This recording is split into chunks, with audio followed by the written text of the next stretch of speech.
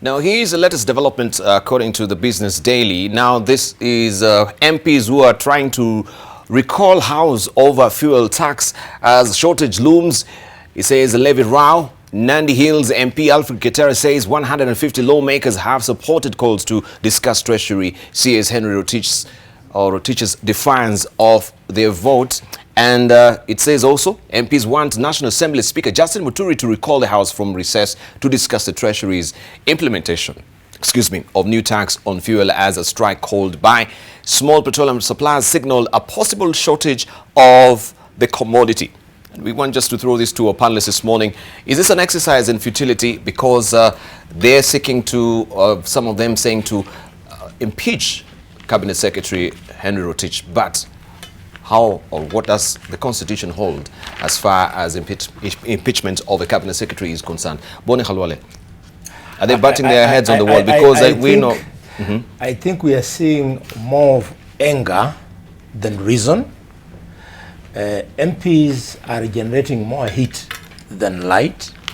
If they could keep focus on how a bill becomes an act, then how that act then becomes effective, they would not be misleading Kenyans. Yes.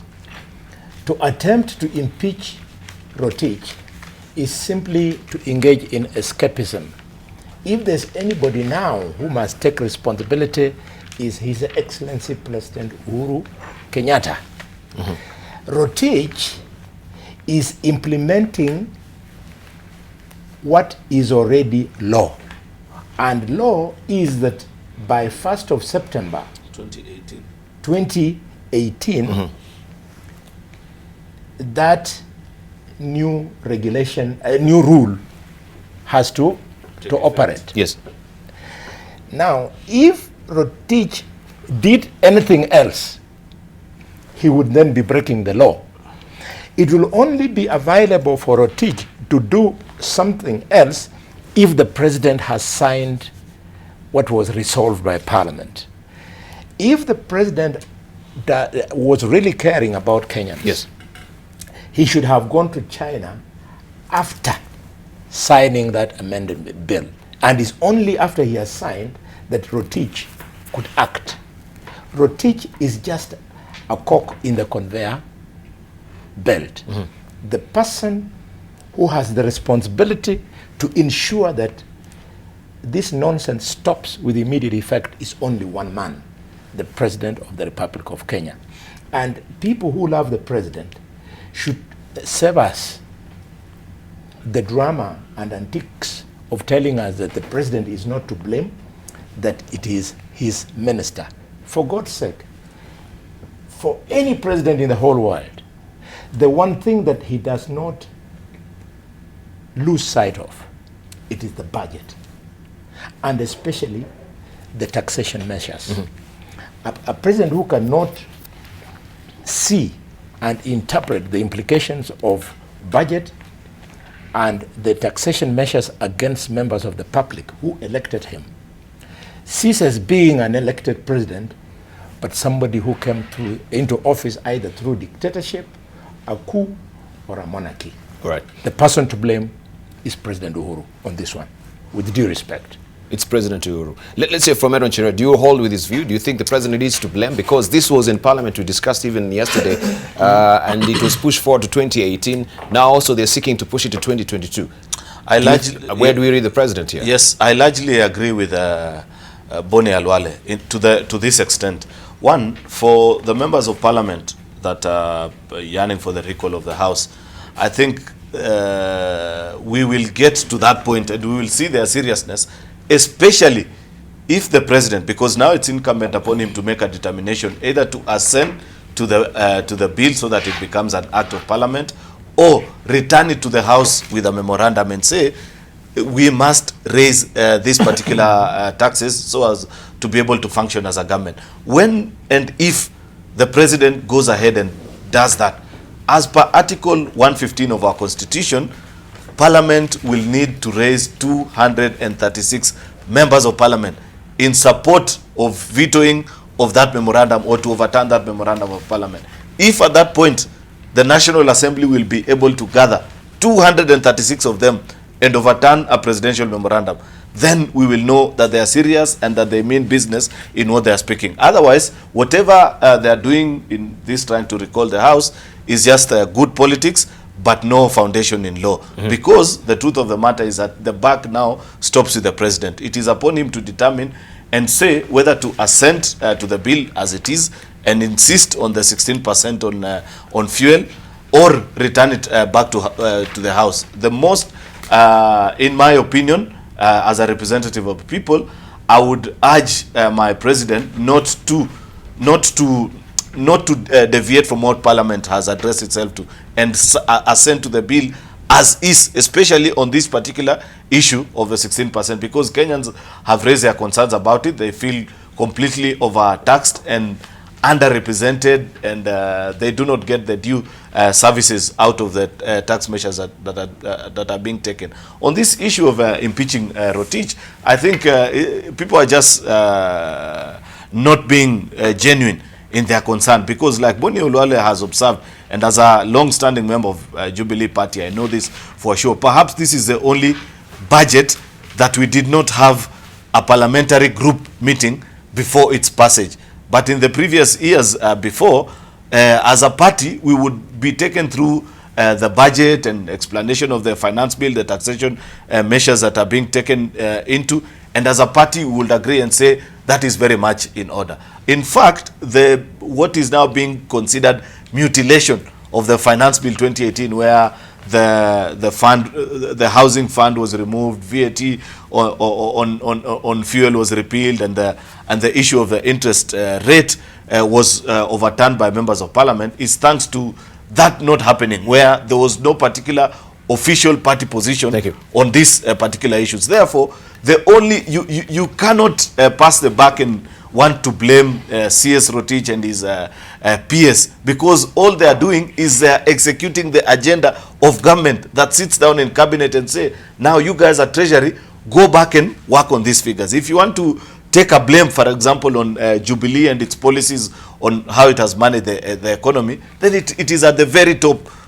You know, you go for the presidency and the cabinet that approved all these decisions. Right. So do you think this case that has been taken to court by Okeo Omutata will move the fuel needle, even a jot? Isaac Mwaura.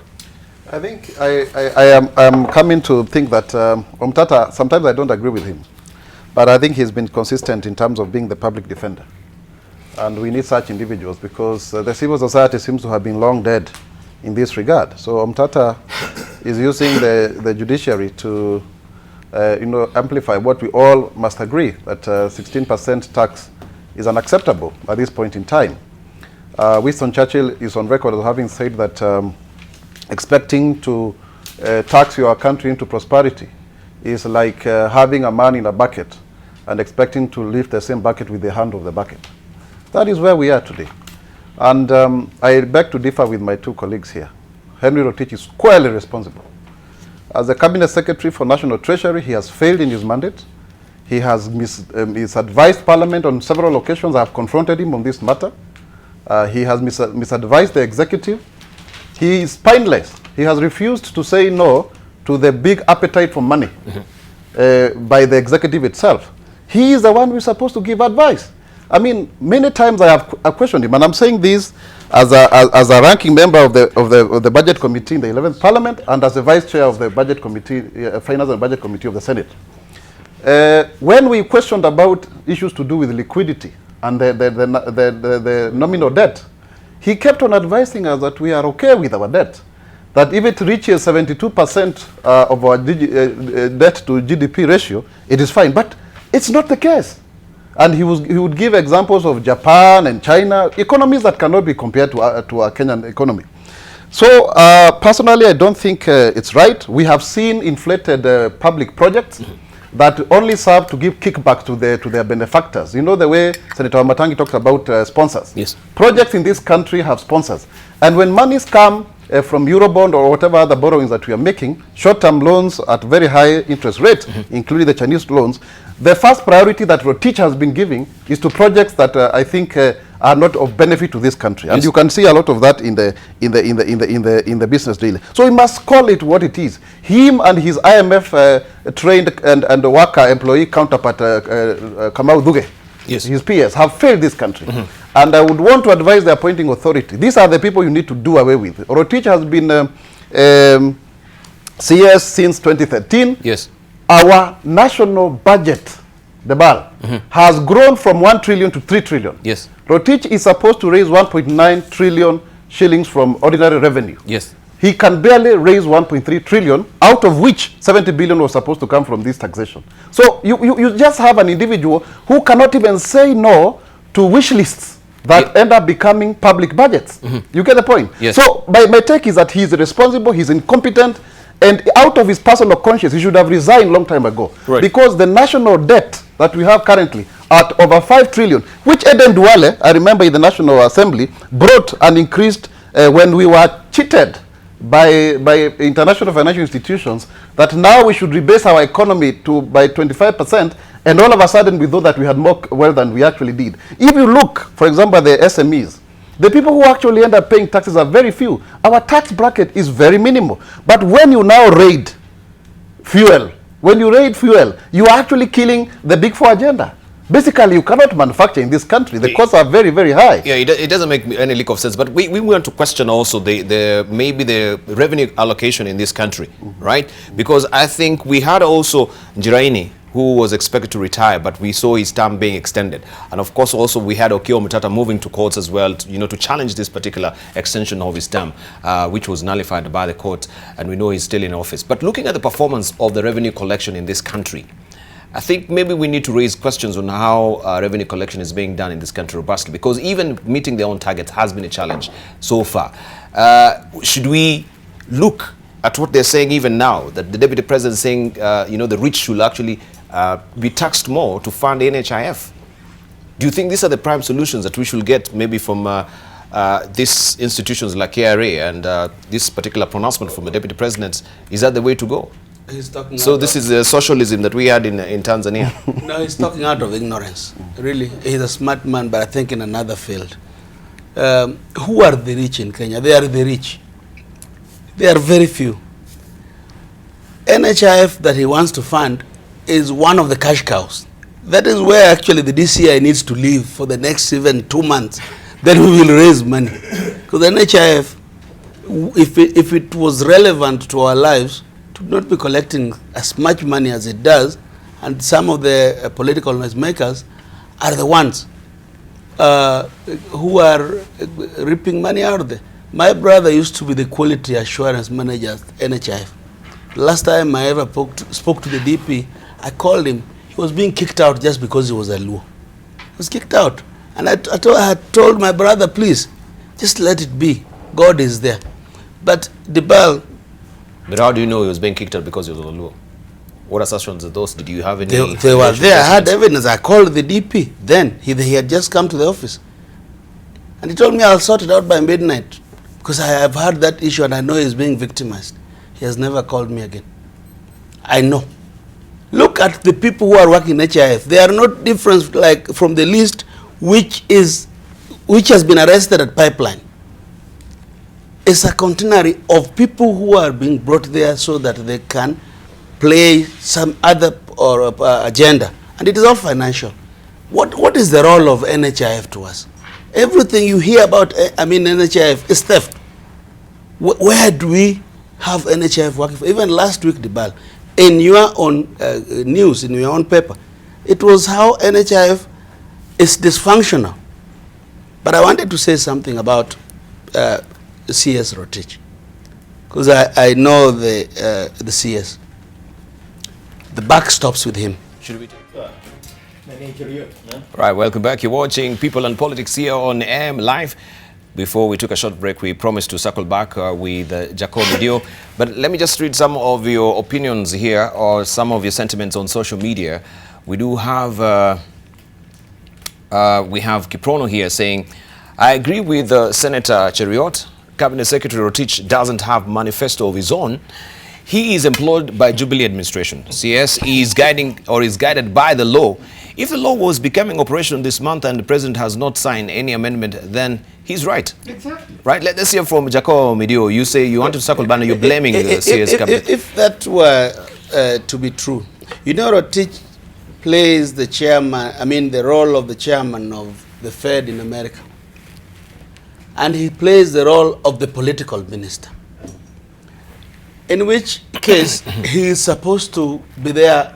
There should be a lot of meritocracy in having him. He should be above board. He should consult. He cannot be playing politics that hurt the public.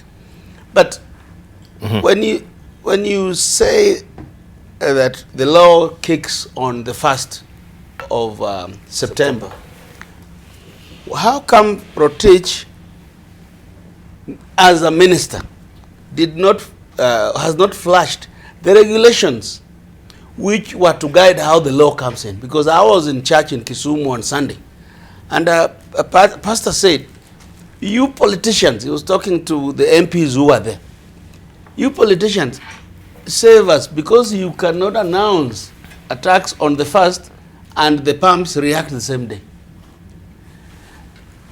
If he was a competent minister, he would have known that the oil companies should have imported fuel using his own guidelines, because the law was brought by him. He's the Minister of Finance. But how competent is he? A man who can say anybody can import sugar, knowing the effect of it, and say that powdered milk he needs to license. What I'm telling you is that he's playing very dirty politics with our people. And I can ask the president, Rotich does not require impeachment. Rotich can be a minister somewhere, but not in finance. I can tell you, Kenya will live to regret it. Because many years ago, remember when Kenya was doing so badly, around 2001, 2000? Yes. Moi used to make anybody minister of finance. And this is a very big economy. The budget is 3 trillion, 40 million Kenyans. It needs people with proper brains to do it. It needs, I'm not saying Rotich doesn't have brains, but they don't belong there. Redirect him where his capacity is. We must do this for the future of this country. You cannot tell us that being a minister of finance for about 7 years, you have not redirected the country to the direction that we can create capital. So what do we say about the KRA, General Director, Director Commissioner? I think there's a lot of incompetence. But I also think, to go along with KRA, the governors don't have capacity. Many governors, remember the monies that they used to collect, they are not collecting. So there needs to be a bigger understanding than what we are doing. The governors are sitting there waiting for monies from Treasury, but they are not working. In fact, nothing is working in most of the counties. So the country is not collecting. Let's say from Kimani Omatangi, you hold with this view? Dibala, I have to declare that on this one I'm with Kenyans, and I want to state clearly that that Kenyans are justified, fully justified in the anger on the increment of the cost of fuel. You know, and Dibala, what probably would help us is to look back a little bit. You see, it's not the first time that fuel has been increased. There are times that Treasury has done that. But then, at that time, there are other considerations, and that gives then the CS in place the swing or play, whereby you find that they would say that fuel will go up with 2 shillings, 1 shilling and 50 cents, and so on. But this time, the major difference is that VAT in our tax regime is already pegged at a certain percentage, and that's 16%. And so what you're saying is that you're introducing a mandatory 16% increment on fuel, and then, and this is the key thing, the ripple effect that would mean to an economist or to someone just doing simple mathematics, that you're increasing the price of every item by 16%. And that is not small money. It isn't small. So when you look at, for example, if you look at the increment of fuel per liter, it was being calculated. I think I saw in the press yesterday. It was retailing earlier at about 100 and something. So you see, the increments were ranging to about 18 shillings, 14 shillings, and that tells you that if then that is the increment on a liter, that is going to be carried across the board, and I believe that is why we have to all be in agreement on this one, that it is not sustainable. Reason is this: if you look at, for example, the last time we increased salaries, minimum salaries or minimum wages of Kenyans, at what percentage was it increased?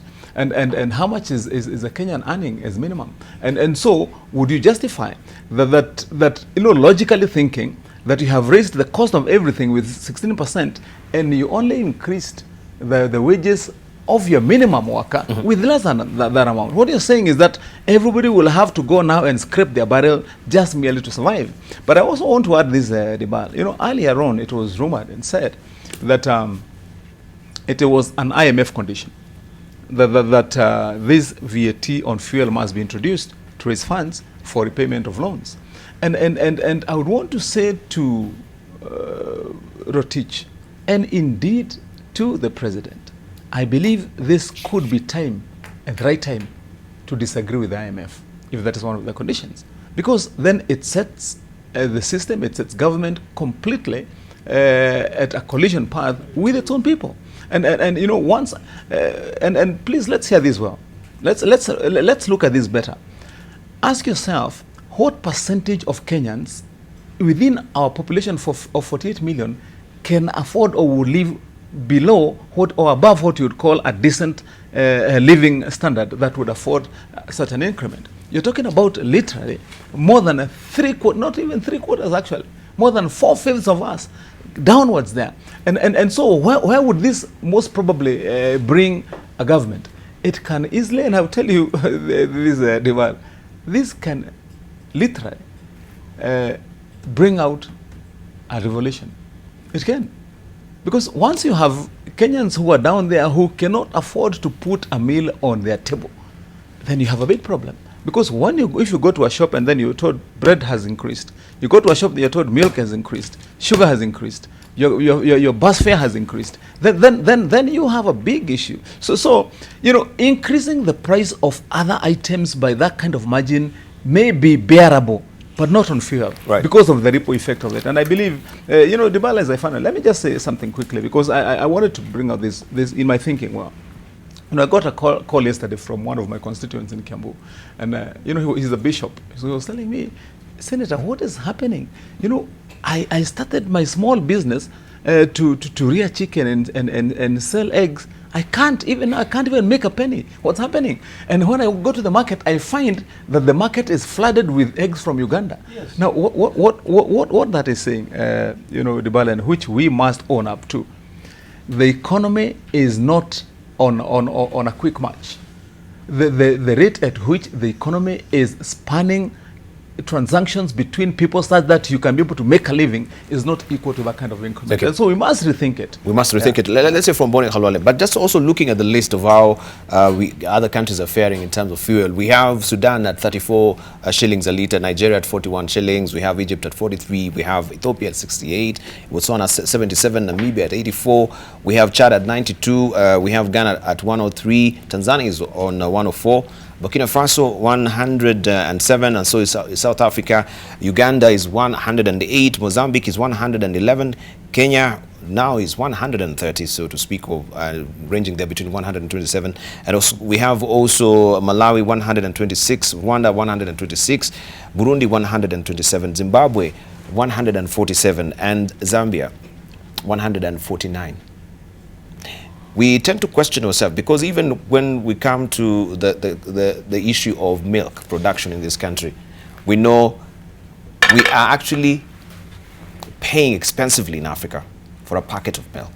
Yet we have a very robust production of milk in this country, leading in Africa, which sort of doesn't make any lick of sense.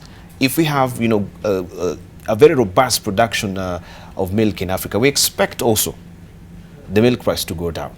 If we pay hack back just 5 years back, we've always mentioned this, that we saw even farmers wading in a sea of milk because we didn't have any storage facilities in this country.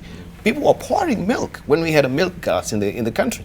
But right now we're paying expensively for a packet of milk as Kenyans in Africa. Boni Khalwale. You see, listening to Senator Amatangi, I wonder whether all of a sudden the chief executive of the government of Kenya has become the Minister for Finance. I don't understand at all. The point is, we should be asking ourselves, how did it come to pass that we are supposed to raise the taxes? It is because of the reckless borrowing. The person who was borrowing and the person who okayed the borrowing was the chief executive of the republic. That is the president. How the president allowed, and with all the advice around him, with all those brilliant members of the cabinet, how they allowed the debt of this country to go to 5.1 trillion, it beats all manner of logic. Therefore, if you are talking about impeachment, the person to impeach, yes, you could have impeached the cabinet secretary Rotich. The time to impeach Rotich was on items like how he mismanaged the sugar importation problem. But on this one, it is bigger than Rotich. The person who should be talking about impeaching Wamatangi, and remember, Senate plays the key role in impeachment of the president. The president is the one who is supposed to be impeached. We have to put pressure on the president until he rescinds. Not really rescinds, until he signs the good idea by Parliament that this thing should be postponed. Now, as we do that, we should also make him take responsibility for the fact that had he borrowed and sunk the money into projects that would then lead to generation of revenue, we would not be where we are. Those projects would now be contributing towards financing the loans. But they sunk the projects, they sunk the money borrowed into the standard gauge rail line. They borrowed something called Eurobond 1. We don't know which projects they put that money into. That is what we should put the president under pressure, and not allow him to run away simply because you want to sacrifice one minister. It is the entire government. All right, let's hear from Aaron Cheriot. Well, there are three things that I feel if the president was to do, we would find ourselves in a better situation as a country. Number one, the president should implement the Parastatal audit report that he commissioned in 2014 that gave him a list of about 10 to, I think, 50 moribund parastatals in this government. Are you aware, Dibal, that out of every 10 shillings that KRA collects, 5 shillings goes into paying salaries of public servants? Is it value for money for the people of the Republic of Kenya that up to 50% of the taxes that we collect goes to pay salaries alone? This government is too large and expensive to run. Therefore, the president should implement that report and ensure that we have a lean, well-functioning government. Number two is to overhaul this archaic tax regime that we continue to have in this country, where so many people are able to get away with tax evasion because KRA, as is currently organized, is ineffective and unable to collect the tax amount that is due out there. This is both in the SME sector, where almost 90% of SMEs do not file the proper amount that is due of them in the tax regime. We should be able to look at that amount. This 70 billion that Rotich is looking for in the fuel levy, he can find it in that SME sector, and including even large corporations that continue to cook their audit books and pay taxes that are less of the amount that they should be paying. That is why I agree even with the deputy president when he raises a concern and say, if you're earning a million Kenya shillings, does it for sure make sense for you to pay 1,700 Kenya shillings as your NHIF contribution? Is it the common sense globally that to them that much is given, much is expected of them? And therefore, when you have such a lazy approach as just saying anybody who earns above 100,000, this is the figure that you're paying, we should have a more robust and more modern tax regime that is properly organized to the people that are employed, to the people that are in business. Third and final, I think this country is extremely liberal with our resources. You keep on watching the kind of debates that are going on in neighboring countries, like the debate that is now being pushed in South Africa by the EFF formation, protectionist policies, where you're saying our people are extremely poor, yet you want to just sit on our laurels and pretend that we are part of a global thing called the universe, and therefore we should play by certain rules. Let me give you an example, Dibal. Take tourism, for example. Are you aware that if you list today the top 50 tour operators in the Republic of Kenya, none of them is locally owned? This tells you that there are people who've come here, they've set up shop, they invite people from their country, they make their money and repatriate the same profits out of our own natural resources. Therefore, this kind of open laissez-faire attitude that we continue to see in our management of natural resources should stop. We should ensure that for every penny that is made in Kenya, we should make it extremely difficult for any business to move profits and money out of this country. We continue to lose so much of that money. If we implement those three things, I think we will have a better economy than what we are having currently.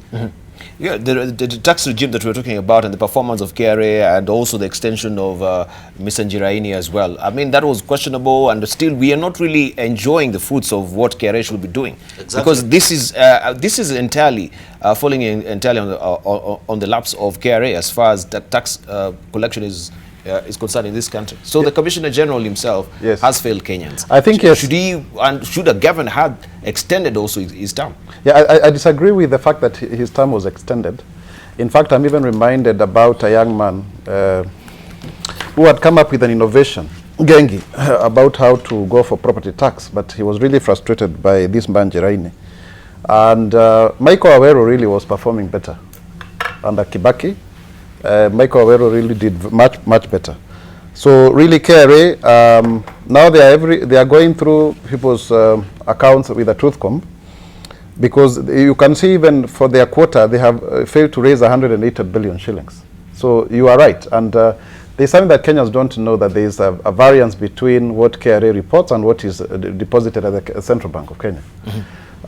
You know, Kenyans have been taken to a wild goose chase in terms of actually how much money KRA collects, because people cook books, that's the truth, or some money is lost somehow. Now, the issue of this government surviving with the money from privatization of commissions and parastatals really has enabled our country to spend over 40% of the annual budget for the last 4 years. In the US, they have something called the sunset clause, where when you are legislating, and this is a square in Parliament, Parliament is the one that creates laws and creates bodies. We need to stop that mechanism of thinking that the only way to implement new ideas is to create bodies to go there. You can add new mandates to existing ones. So that then there is a lot of duplication of roles, and if you look at even Executive Order number 1 of 2018, you wonder which departments would be placed under what ministry. So the size of government is big, but even if it were to be so, the problem is squarely on how we cost our projects. Now I see there is a proposal that any project above 100 million shall be approved by the Public Investment Management Committee or board within the National Treasury. This should have happened earlier, but it also risks people now, you know, ensuring that all the projects they want to steal money from Kenyans are below 100 million. However, we must not run away from the fact that Cabinet Secretary's role is to advise government. And if you misadvise government, you are squarely responsible. Last Parliament, I presented this issue about fuel pricing in Parliament. Yes.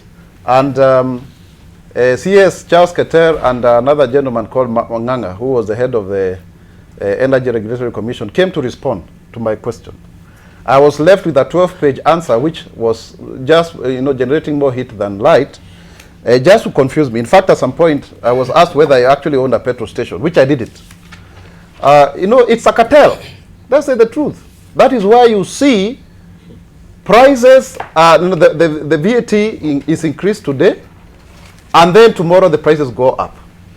Because you would think that then people had imported earlier, so they would first sell the old stock and give Kenyans the benefit. In any case, the BAL, laws, there are so many laws that even have a commencement date, but then they do not take effect on that very date. So what is this hastening of one Henry Rotich to effect something that is going to make Kenyans suffer? The truth of the matter is, no matter what we say, we are living beyond our means. And even if we had a small budget and a small government with inflated public projects, whose only motivation, and we must say this here very clearly, his only motivations are kickbacks. And because also we know very well that Chinese loans, those people are not amenable to human rights and good governance or whatever. They are easy. So they come to you and they tell you, we can finance this project. What is your cut here?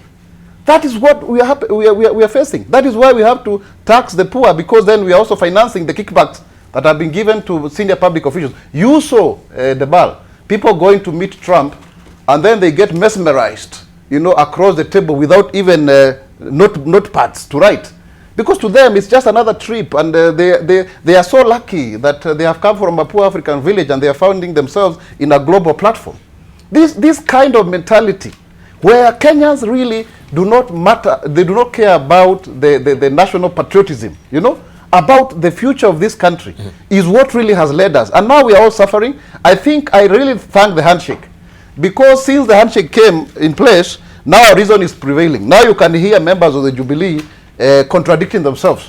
Kenyans are getting the benefit. We must now confront this whole issue, that indeed we cannot come here on national television and be seen to be defending our own tribesmen. Right. If somebody is from a Kikuyu community and he has messed this country, I will call him out. Thank you. And of course, so you raise also a good question when in regard to the parastatal reforms that we had earlier.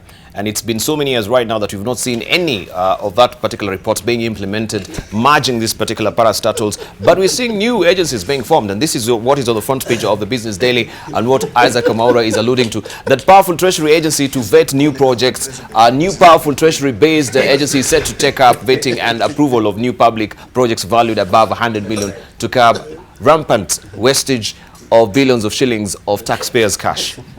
So, in light of what you're talking about and parastatal reforms, this was being headed by, Abdul Kadir. We've never seen that reports being implemented. In fact, even the president went full steam ahead and actually appointed other chairmen to actually lead some of these parastatals that we have in the country. So, we're talking about austerity measures, but day in, day out, we see new agencies being formed. Jacob, Kibaki was on the right track. Jubilee did not perform at all. In fact, they negated a lot of achievements we had from the Kibaki government. Like you're saying, those parastatals which were formed have never even met because they don't even have offices. But they meet in hotel rooms and they figure out how they share the public loot. Which is very embarrassing in the 21st century. This we could do better debate, because when Senator Cheriot talks about a leaner government, it is the Jubilee government which, through that, even above and beyond making more parastatals, remember the DCs and all those people who were not in the constitution, they kept the old constitution and the new structures which had to come on. So the government is bloated. It's a good time, and I want to agree with Maura. Halwale Nasa lost a very intelligent young man in Mwaura. So he probably needs to come back to you guys. But let me tell you this. But let me say this. If you see the Jubilee campaigns in the last elections and the NASA campaigns, they look the same, but none of them talks about economy. None of them talked about economy. Most of the people that you are asking to fix this, or we are asking to fix this, should be Senator Wamatangi, who today has spoken so intelligently, and these are the senators. Because it is our time. We are the people of 21st century. Most of the politicians, even talking about reforms today, if you ask them, what do you want in reforms? They don't know, because they were just used to no reforms, no elections, no reform. Now reforms came. They have refused to do the regulations of how we can reform our country and get rid of our repugnant past. Lastly, Nibal, you did ask about the fuel, disparities in the fuel prices in Africa. Yes. First of all, ask yourself, in Kenya, pipeline collapsed. It is not there. The refinery was eaten to the ground. You have never heard of it in 21st century. So ask yourself, who brings fuel? These cartels are oil firms who have corrupted politicians. So they decide who brings this week, and they determine whose price. So this oil thing is a very big thing. Why would it be 34 shillings in Sudan?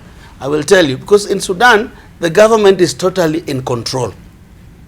Here, the government is not in control. You don't know who is doing what, because the international companies, which are basically cartels, are minting money from banks to oil importers to everything. So I want to agree with Senator Cheriot and Mwaura.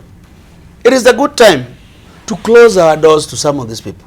Like these Chinese who are coming here. Why would they be working in SGR if you're talking about a bloated government?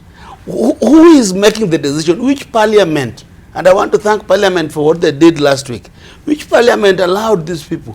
Who in the immigration department is authorizing these people to come here? I mean, most things they do here, once we borrow their money, can Kenyans do them? Even as we are against borrowing. But why are they coming here with their money? It means that capital never touches here. The building panels come from China. The furniture comes from China. Yes. I can tell you that SGR has not employed a single Kenyan engineer. The SGR. Hii maneno ya kuweka machuma tu, which Kenyan engineers have studied? No Kenyan engineer. And Engineer Gumbo brought that issue to Parliament once. We never got an answer. Say, why are you allowing these people to do this to us? Public cannot act helpless anymore. We must take charge of our destiny. All right, we must take charge of our destiny. Let's hear from Kimani Matangi briefly before we also go to our calls. Of course, it's people and politics. We want to hear from the people as well. Our numbers will be up momentarily for you to call and ask questions also in regard to the ever-rising cost of living in the country. Where are we headed as a country? Kimani Matangi. Yes, Dibal, quickly on the three issues. First is on what you raised about wastage of public funds by actually implementing, coming up with new agencies and bodies and parastatals and corporations that virtually, if you ask me, Dibal, are just minting meals for public funds. Is absolute wastage in my view, and I'll tell you why. I tried recently, and I'm still in the process of coming up with a law on continuous registration of persons. And as I was trying to look at that, you know, I went through what process do we go through if you're to be registered Dibal as a Kenyan. See, for example, we have an office that registers you at birth, so as you get a birth certificate, and it costs money to retain those officers who are there. When you go to primary school, most probably you are registered. When you go to high school, you are registered there. When you go to university, you are registered. After that, you are told to go and get a national ID card. You are registered. And when you're getting a national ID card, remember you have a whole bureau that is fully staffed with people who earn salaries. And after that, if you want to go and get a passport, you go and get registered again. And there is a whole department that is maintained there with a whole, you know, CEO and a whole retinue of employees, all paid by government to register you. And when you die, you're also registered. And ask yourself, you know, surely, you know, all for the intent and purposes of having data on you. A process that can be carried out once when you're born. and that is the end of the cost. And so that tells you, you know, I was trying to look at that just the other day when there was an announcement by the ministry that they were investing, I think, 3 billion to come up with an automated system. Was it 3 or I think 15 billion? And so, you know, I was asking myself in the process of making that bill, you know, how much more can we continue in wastage of public funds? Instead of asking ourselves, how can we compress all this into one? And when the ball is born in hospital, you are registered, there's a record of you, and it can be maintained all the way throughout your lifetime. And if that is just one, how many more? You know, if you look at that duplication, and I believe, you know, the answer to the question that you raised is that all these parastatals and agencies and bodies, most of them really end up chewing and eating into our coffers way much more than sometimes you don't even need to borrow. Secondly, you know, just quickly to mention on the issue that we raised on the levels at which we are in our debts. And I think the first question that we need to answer correctly, and as government, is all the money we are borrowing finding its way into useful, well thought out projects? And also, even if the projects are well thought out, is all the money finding its way there? The answer will be a no if you look at the rate at which people are being convicted of corruption. And corruption when they are still in the process of implementation of this project. So I would quickly say this. You see, in my thinking, because this came up in our discussion here this morning, you know, debts get restructured. And I believe that one way out of such a scenario would not be to say, go and tax Kenyans. Think out as Treasury. Do you need to go and negotiate and say we want to restructure this debt? Because certainly, you know, stopping midway or midstream with all the investments we have done now and the levels at which, of course, is not an alternative. But I want to raise this last point at the back. See, as was said by one of my colleagues there on the question of taxation, this has to be true and clear to all of us. The taxation spread and regime in this country is completely lopsided. And I've said this severally, Dibal, because if you do a survey right now, and the surveys which have been done, the wealth of this country, all of it, and most of it, 98% of our wealth is in the hands of less than 2% or 3% of Kenyans. And the rest of us just share the other 3 or 4%. And so then if you look keenly, ask yourself, how much do those 98% contribute in form of taxation? And you don't need the wisdom of a rocket scientist.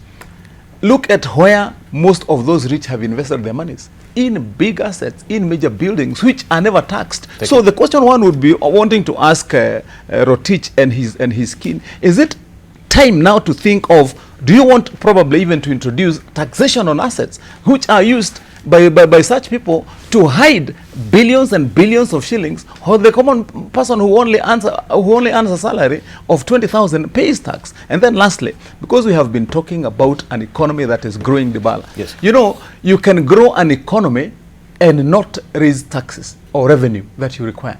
And this is a very simple example. For example, look at what has been happening, and I want to raise this squarely so that even Rotich can think about it. If you look at, for example, the amounts which are paid by the ICT companies like Safaricom, like the banks, which are raising billions of shillings, you know, you can claim to grow an economy.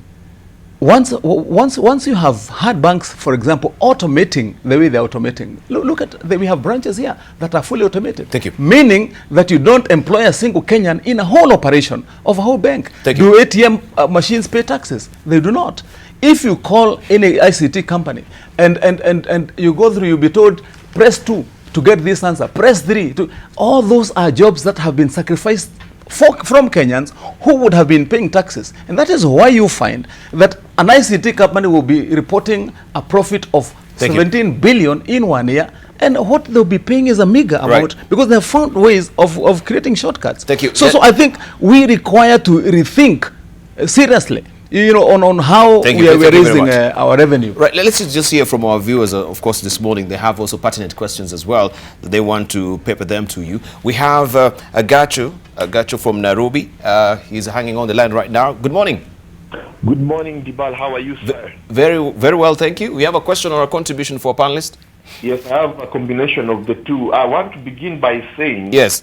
Winston Churchill said that no nation can tax itself to prosperity. Yes, we heard that from Isaac today as well. Absolutely. And what we are seeing here is that the government is demonstrating a total and absolute lack of creativity. Yes. The truth of the matter is, today we have 5 million registered companies in this country. Yes. Instead of CS Rotich trying to tax us more, they should see how to support these SMEs in order to generate and grow the national cake. If these 5 million SMEs was empowered sufficiently just to give employment to 4 or 5, already you have 20 million people employed, your PAYE is going up, your per capita income is going up, your spending power is going up, and that is how an economy grows.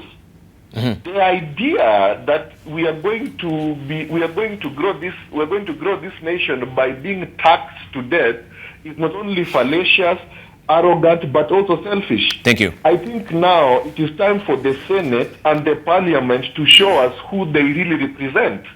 The Parliament and the Senate should hijack government operations until this government begins to behave as though they are for the people and not against the people. The truth of the matter is this: we are not feed for government, we are not feed for our leaders, and it is time now for Parliament and Senate to demonstrate who they really represent. The lines have been drawn. Thank you very much. I got you there. Clear. We want to see what the senators will do. We want to see what the MPs will do. Kenyans are watching. We want to see these next days the kind of steps they will begin to take, either for or against us. Thank you. I got you. My comment is this. No. Let the MPs also know that we know where Parliament is, and we know where the Senate House sits, and we are more than them. Thank you very much. Thank you. I got you there. All right, we have Herbert as well hanging on the line. Good morning, Herbert, calling from Nairobi. We seem to have lost him. Let's cross over to Rwanda, where David also is hanging on the line. Good morning, David. Hello.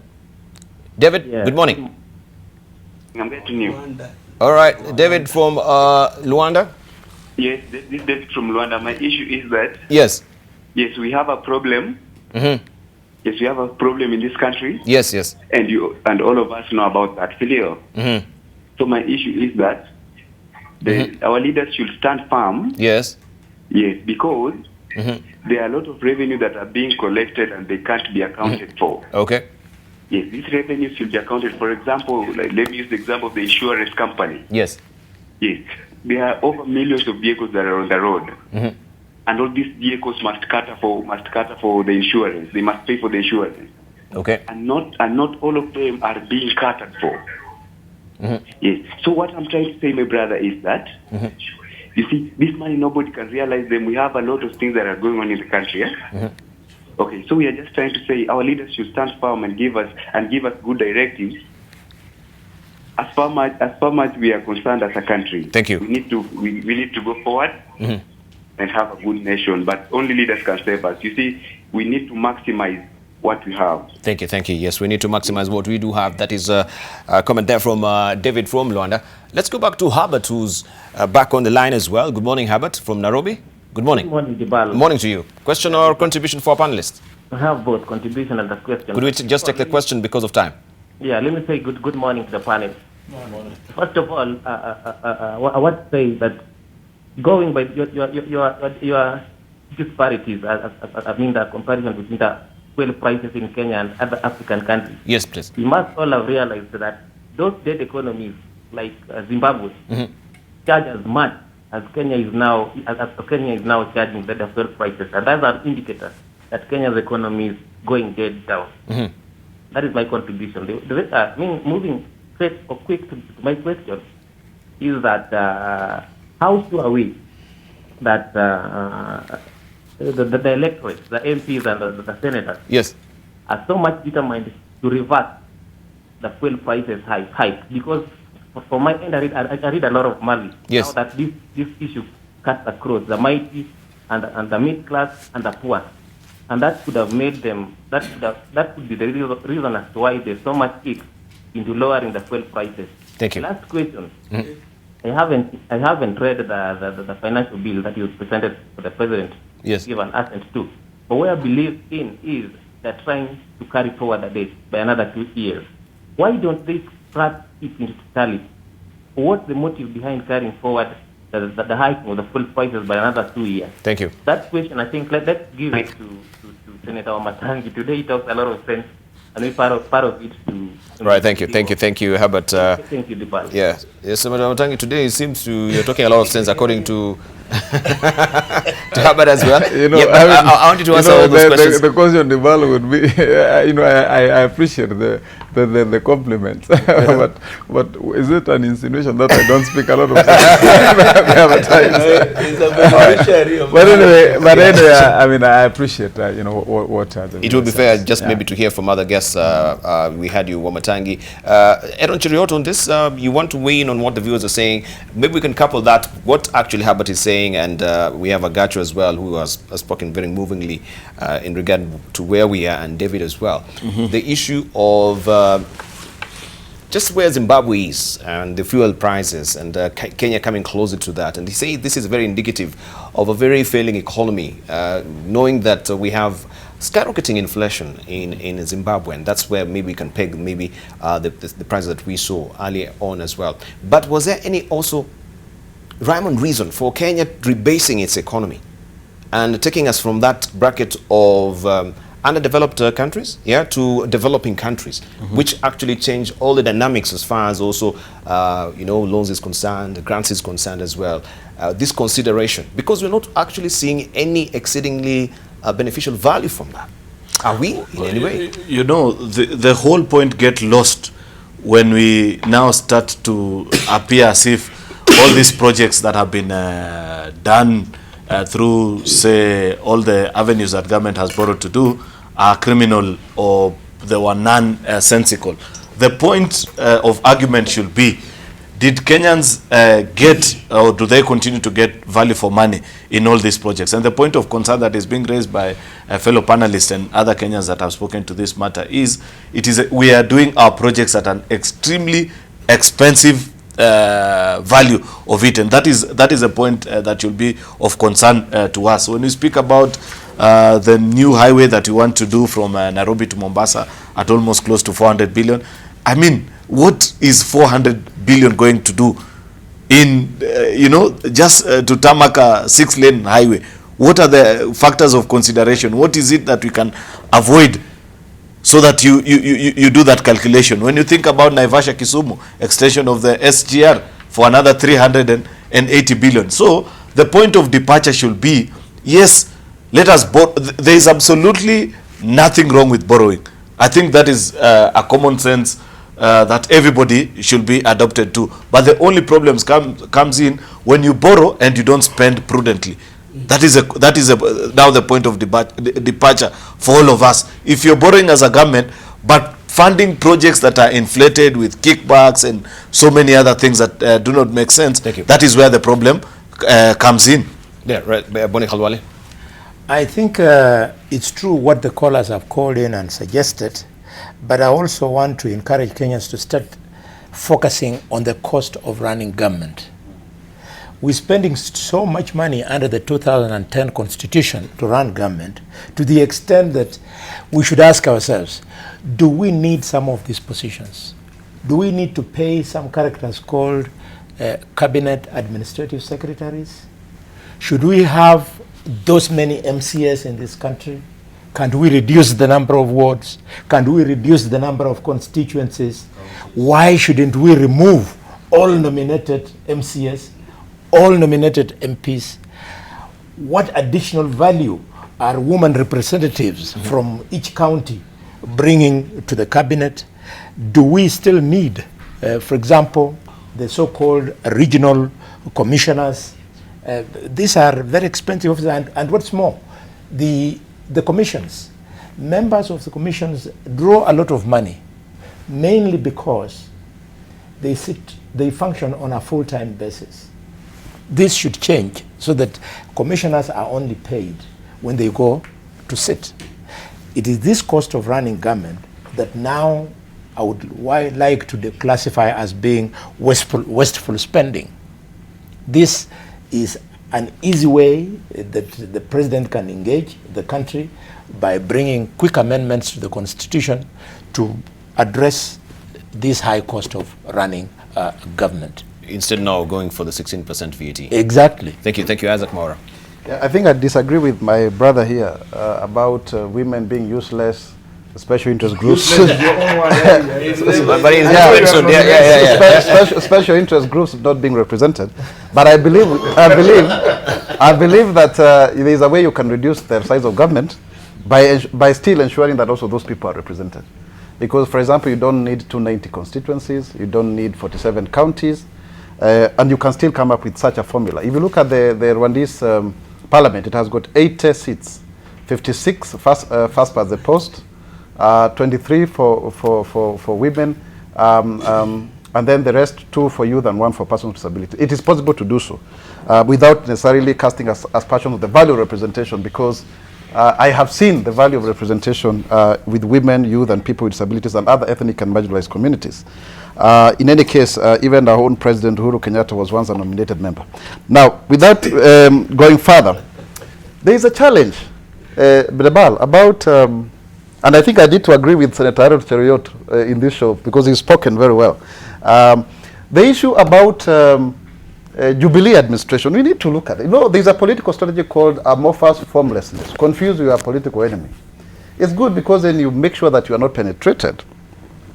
But the flip side of it is that when it comes to the economy, it robs you of that area of view of seeing things from a macroeconomic point of view. Thank you.